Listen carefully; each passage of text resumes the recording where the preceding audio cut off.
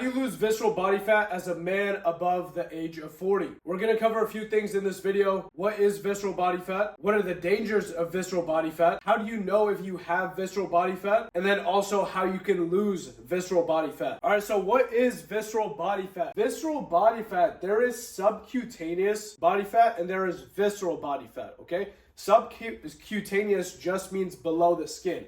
So all around your body, your arm fat, your stomach, your thigh fat, your chest fat, this is all subcutaneous fat.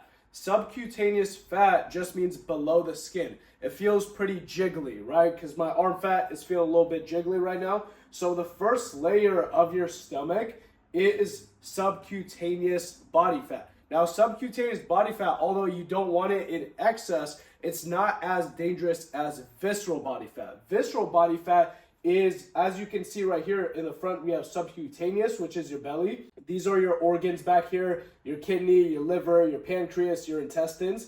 And then this layer of body fat is visceral body fat. Now, visceral body fat is a little more dangerous, actually a lot more dangerous than subcutaneous body fat because it collects around your organs. And subcutaneous body fat, what it is it's just stored energy. So when you eat excess calories, your body stores that as energy in case we go into a famine, in case you don't have a lot of food. It's like a primal way of keeping us alive. We store energy in the form of subcutaneous body fat. But visceral body fat collects around your organs. This is a live, almost organ-like structure. This is around your organs, and that's the dangerous part of it, is it promotes inflammation, it promotes a lot of disease. It makes you about 2 to 3 times higher likelihood of developing certain diseases like diabetes, stroke, heart disease, all these ugly things that we don't want in our lives. So that's what visceral body fat is this deep belly fat. It's deep fat underneath your abdomen. And how do you know if you have visceral body fat? You can't really tell from the surface. You could do a few things.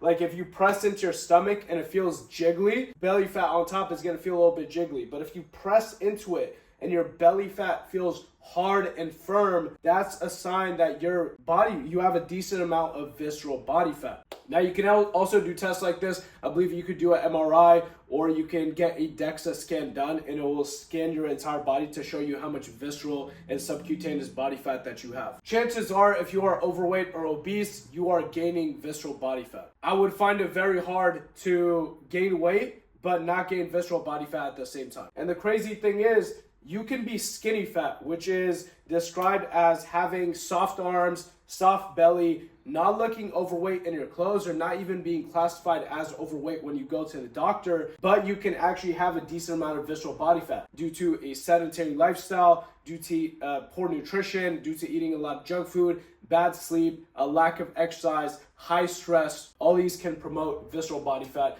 and you might not look like the type of person who even has it. What are the harmful effects of subcutaneous, which is the regular body fat that we have? So subcutaneous body fat, you definitely don't want it in excess. You don't want to be super overweight or obese and be like, oh, well, I don't have visceral body fat, so I'm not going to worry about it. Right? It is less tied to chronic disease. It is not the super harmful version of body fat, but chances are if you have a lot of subcutaneous body fat, you probably have a decent amount of visceral body fat, right? This is the less harmful one to chronic disease. However, there are some other issues that can pop up. Number one being joint stress. Now, when I used to be 40 pounds overweight, I would know it just took a toll on my health throughout the day and everything would just feel a whole lot harder. Going to the gym and running felt harder. Doing pull-ups and push-ups and body weight movements felt harder because I was carrying 40 pounds extra weight that my body did not need to hold on to, right? So it can definitely take a stress on your joints, your ankles, your knees, your hips, your lower back, your posture slouching forward, right? So this could definitely have a harmful effect on our body. Not chronic disease-wise, but just our physical fitness. Number two, and that might present issues when it comes to your mobility as well, right? When we are super big, we typically don't move around as easily as we want to. And then obviously self-esteem. When I was overweight, I knew I didn't look good.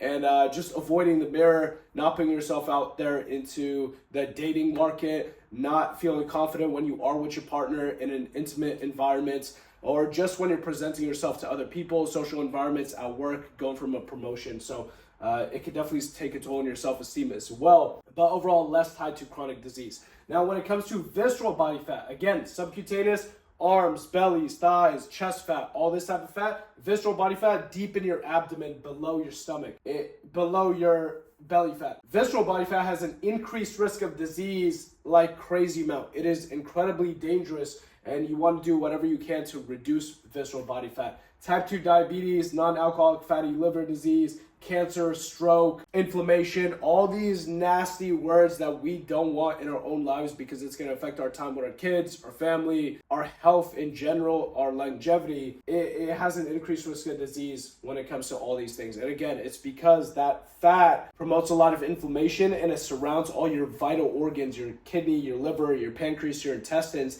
That's where it really does a whole lot of harm. All right, so how do you actually lose visceral body fat? Well, it's gonna be the basics to regular fat loss. There's no really different approach that you would take, whether you're a man or a woman, or regular fat loss or visceral body fat loss, right? You wanna take all the basics into account, and over time, the visceral body fat will come down. Okay, so let's cover the fat loss basics. Big thing here is just you wanna focus on what you can take small steps in and can stay consistent with. I have a lot of clients who I help lose weight, build muscle, get healthier, that try to do a lot of things at once. And I just tell them, hey, every single week, we're just gonna look at your week. I'm gonna tell you what you did well, what you're struggling with, and let's just focus on this one thing going into next week. This is your next step. This is your number one priority. Let's fix this, stay consistent with it, and then over time, you can add other stuff, okay? So the fat loss basics. Number one, we're gonna start off with a healthy diet. Now, what does a healthy diet actually look like? Well, I'm sure you know that it's less chips, less soda, less sweets, less junk food, less processed food, and it's going to be a lot more lean proteins. So lean proteins are things like dairy, meat, poultry, eggs, egg whites, chicken breast, ground turkey, etc. Leaner sources of protein that don't have a lot of fats. You also have your fruits and your veggies. You also have complex carbohydrates. So complex carbohydrates are the more filling, more nutrient-dense versions of your favorite carbs. So instead of white rice, brown rice. Instead of white bread, brown bread. Instead of white pasta, you got whole wheat pasta, okay? And then also you have your healthy fats. So these are things like avocados, olive oil, nuts, seeds, nut butter like peanut butter, almond butter. You also have grass-fed butter, you have coconut oil, eggs, fatty fish. These are all sources of healthy fats. And if you want a full grocery list of things that you can eat as a man above the age of 40, so you can start working towards a healthier diet, you can go to my Instagram or my Facebook and just message me grocery, and I'll send you an entire list. Now, the big thing with your diet that you want to take into account is, yes, eating healthier helps you lose weight, but at the end of the day, it just comes down to your calories and your protein intake. You can eat a bunch of healthy food and you will not lose weight because you're eating too much healthy food, okay? So it's all about hitting the right calorie goal and hitting the right protein goal. And I'm gonna have other videos on my account to show you how to do that. 7 hours of sleep. Now, sleep is super important. As a man above the age of 40, your recovery is not as good as it used to be. Your testosterone is a little bit lower than it used to be. Your metabolism is a little bit lower than it used to be. So all these things taken into account, we got to do our best to really show up for our own hormone health, our testosterone, our metabolism, our stress, our hunger hormones. There are some hunger hormones that control how much appetite that we have, how hungry we feel throughout the day, and how full we feel throughout the day. And when you get less than 7 hours of sleep consistently, it really starts to take a toll on all those things that we mentioned. Sleep, there's a lot of research on longevity, and it ultimately just comes down to three things. They stress it a whole lot, which is diet, exercise, and sleep. Sleep is incredibly important. If you wanted the best form of natural steroids, it is improving your sleep. That is the closest thing that we can get, okay? So 7 hours of quality sleep, 7 hours of sleep. Strength train 3 to 4 times per week. Why this is super important and why you don't want to do a bunch of cardio to lose visceral body fat is because strength training actually boosts your metabolism. So if you think about how many calories you burn throughout the entire day, let's say the average person burns 2,500 calories, okay? Only about 250, 10% of those calories are going to be burned from structured exercise. You going to do cardio, anything else, right? So you don't want to depend on cardio to lose weight because that is only 10% of the calories that you burn throughout the entire day. Now, there's some other things that help you burn calories throughout the day, but the main thing, 70% of your calorie burn throughout the day is your resting metabolism. How many calories you burn just by resting and not doing anything, right? So if I'm lying down on the couch, if I'm lying down on the bed, if I'm sleeping, I'm still burning calories. Now, how do we improve our resting metabolism? Well, it's things through making sure our metabolism is in a healthy spot, so not crash dieting, not doing any yo-yo dieting, things of that sort, and then making sure we strength train and then that we sleep, okay? So as you can see, these all start to play a role into each other, and one major thing that we could do is strength train 3 to 4 times per week, because as we build muscle, muscle burns calories at rest.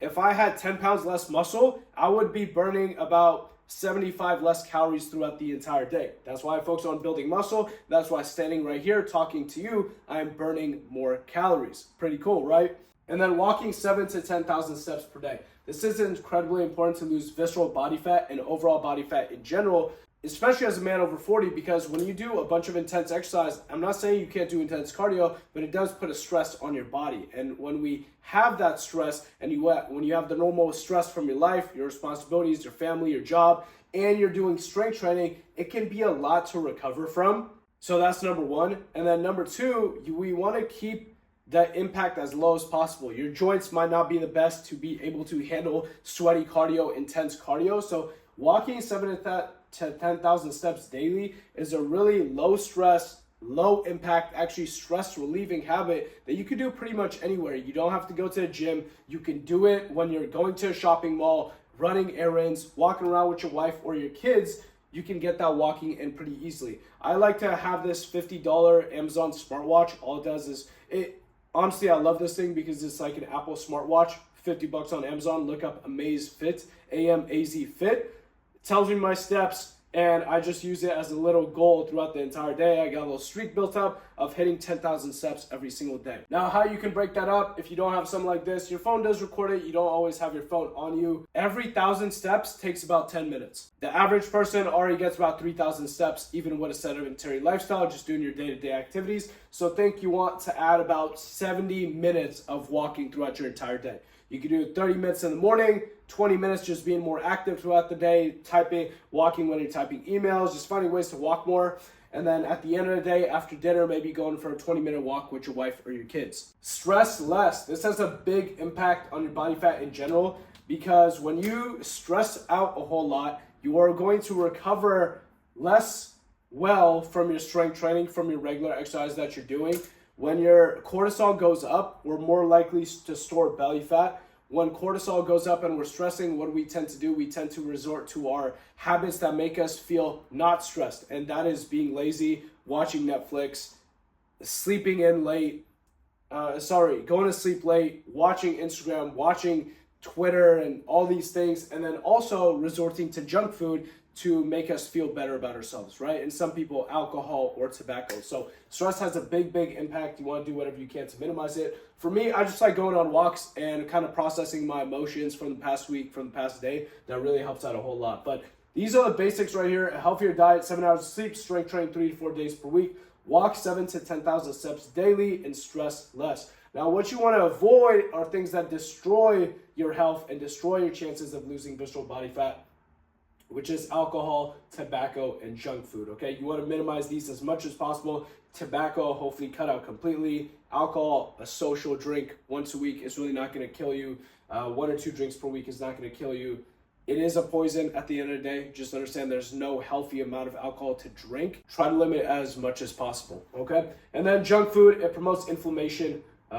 Calorie in your protein goal, at the end of the day, it is the most important, but you want to minimize as much junk food, highly refined, highly processed, bunch of oils, bunch of sugar in your food as possible. If you want a grocery list because you don't know how to start shopping healthier as a man above the age of 40 to boost your hormone health, to start building muscle, to start losing fat, just go ahead, DM me on Facebook or Instagram. You can find the link in the description of this video right here. It's Coach X Ali, like Muhammad Ali, Coach X Ali. You DM me on there, you shoot me a message, hey, I watched your video. Can you please send me the fat loss grocery list? And then I'll send it over to you. You'll know exactly what to shop for. And there's a bunch of short form content on there that might help you out. So